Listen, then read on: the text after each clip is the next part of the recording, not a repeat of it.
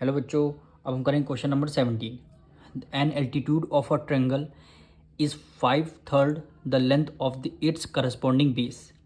यानी कह रहा है उसके बेस से एल्टीट्यूड यानी हाइट एल्टीट्यूड कितनी ट्रायंगल की 5/3 एक्स हो जाएगी किसके बेस के उसके।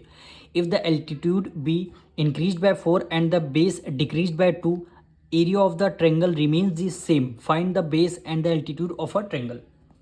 सबसे पहले इनको लेट करते हैं। क्वेश्चन में बोला गया है an altitude of a triangle is 5/3 यानी 5/3 का मतलब है एल्टीट्यूड जो है 5/3 है। एल्टीट्यूड है 5/3 the length of its corresponding base. अगर बेस इसका बेस ट्रायंगल का कितना है एक्स हमने ले लिया तो एल्टीट्यूड कितना हो जाएगा 5x/3। ये हमें क्वेश्चन में बोला गया था, तो बोल नहीं रहा altitude of a triangle 5/3 the length of its corresponding base. Base अगर हमारा x हो जाएगा तो एल्टीट्यूड 5x/3 हो जाएगा। If the altitude be increase by 4 यानी हमारा क्या है यहाँ पे क्या आएगा न्यू ट्रायंगल आ जाएगा, यानी न्यू ट्रायंगल यहाँ पे क्या आ जाएगा न्यू ट्रायंगल। और इसमें कुछ करना रहेगा, क्या करें एल्टीट्यूड बी इंक्रीज बाय 4 यानी हमारा जो एल्टीट्यूड है न्यू ट्रायंगल का एल्टीट्यूड कितना है इंक्रीज बाय 4। एल्टीट्यूड को हमने 5x/3 माना है यानी 5x/3। इसमें कितना ज़्यादा है 4 ज़्यादा है। अब क्या करें फिर बेस डिक्रीज बाय 2। हमारा बेस कितना है यानी बी से रिप्रेजेंट करा बेस हमारा 2 डिक्रीज हुआ। बेस पहले कितना था x था, अब कितना हो गया 2 यानी कम हो गया। तो ये हमारा ये ओल्ड ट्रायंगल के डायमेंशन है, ये हमारा न्यू ट्रायंगल के डायमेंशन है। तो क्वेश्चन में बोला गया the area of the triangle remains the same. दोनों के एरिया क्या है सेम है, यानी एरिया ऑफ अ ट्रायंगल क्या होता है हाफ बेस इनटू हाइट है, दोनों के एरिया क्या है सेम है। तो यहाँ पे एरिया का फॉर्मूला लगाएंगे यानी area of old triangle equal to हो गया एरिया ऑफ न्यू ट्रायंगल, यानी दोनों के एरिया को हमें क्या करना है सेम कर देना है। यानी देखिए हाफ एल्टीट्यूड यानी हाफ बेस, यानी बेस क्या हो जाएगा न्यू बेस हमारा x हो गया और हाइट हमारा क्या हो जाएगा एल्टीट्यूड यानी 5x/3 हो गया। अब न्यू ट्रायंगल की बात करते हैं, हाफ बेस हमारा क्या हो जाएगा x-2 हो जाएगा x-2 और हाइट का मतलब वही एल्टीट्यूड क्या हो जाएगा 5x/3 + 4। इसमें से आपको x की वैल्यू को यहाँ पे आपको फाइंड करना है। तो यहाँ पे देखिए 1/2 दोनों के इक्वल टू के बराबर हैं, तो 1/2 से 1/2 आपका क्या हो जाएगा ये आपका कैंसिल हो जाएगा। अब यहाँ पे देखिए x की मल्टीप्लाई 5x से करेंगे यानी x की मल्टीप्लाई x से करेंगे क्या आंसर आ जाएगा 5x² डिवाइडेड बाय कितना आ जाएगा 3 आ जाएगा। फिर इक्वल टू का साइन लगा दिया। अब यहाँ पे देखिए 2 ब्रैकेट हैं, यहाँ पे हैं दोनों 2 ब्रैकेट हैं, तो हमें क्या करना पड़ेगा दोनों ब्रैकेट की मल्टीप्लाई करना पड़ेगा।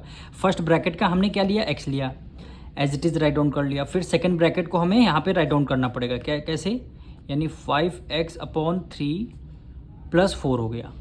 फिर हमारा रिमेनिंग नंबर क्या है -2 है, हमने -2 यहाँ पे लिख दिया। फिर हमें एक बार और सेकंड ब्रैकेट को राइट डाउन करना पड़ेगा यानी 5x/3 + 4 हो जाएगा।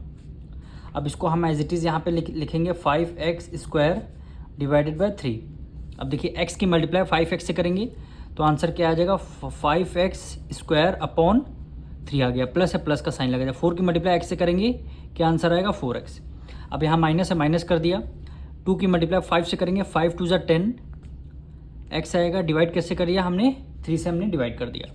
अब ये माइनस है ये प्लस प्लस माइनस माइनस हो गया। 2 की मल्टीप्लाई 8 से करेंगे 4 से करेंगे 2 4 = 8 हो गया।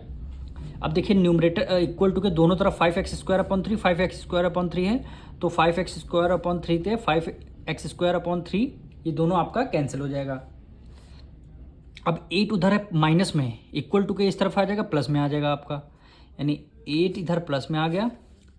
अब ये वैल्यू यहाँ पे हमको सॉल्व करनी है, यानी हम कैसे करेंगे इसमें कर देंगे 3 की मल्टीप्लाई किससे 4 से करेंगे 3 4 क्या हो जाएगा 12x हो जाएगा। -10x डिवाइड किससे करना है डिनोमिनेटर में क्या रहेगा आपका 3 रहेगा। अब यहाँ पे देखिए, अब 3 इधर डिवाइड में है, इक्वल टू को उस तरफ क्या जाएगा मल्टीप्लाई में, यानी 8 की मल्टीप्लाई 3 से करेंगे, 8 3 जा क्या हो जाएगा 24, इक्वल टू 12x में से 10x माइनस करेंगे कितना आ जाएगा 2x। अब 2 इधर है डिवाइड में है, इक्वल टू को उस तरफ मल्टीप्लाई में है, इक्वल टू को इस तरफ डिवाइड में हो जाएगा, 24/2 हो जाएगा, यानी x की वैल्यू कितनी आ जाएगी 2 1 2, 2 1 2, 2 2 4 आ जाएगी, यानी x की वैल्यू कितनी आ जाएगी 12 आ गई, x की वैल्यू कितनी आ गई 12 आ गई। अब हमें एल्टीट्यूड क्या हमें गिवन था, यानी एल्टीट्यूड हमने लेट किया था 5x/3, यानी 5 मल्टीप्लाई किससे 12 से मल्टीप्लाई करना है x की वैल्यू, डिवाइड कैसे करना है 3 से, यानी 3 1 3, 3 4 जा क्या हो गया 12 हो गया, 5 4 जा 20, यानी 20 मीटर एल्टीट्यूड हो गई। अब हमें बेस क्या लेना है, बेस को हमने क्या लेट किया था x लेट किया था, तो x की वैल्यू हम बेस हमारा x हो जाएगा, x की वैल्यू क्या आ जाएगी 12 मीटर, यानी बेस हमारा 12 मीटर आ गया और एल्टीट्यूड हमारा 20 मीटर आ गया। हम मिलते हैं नेक्स्ट वीडियो में।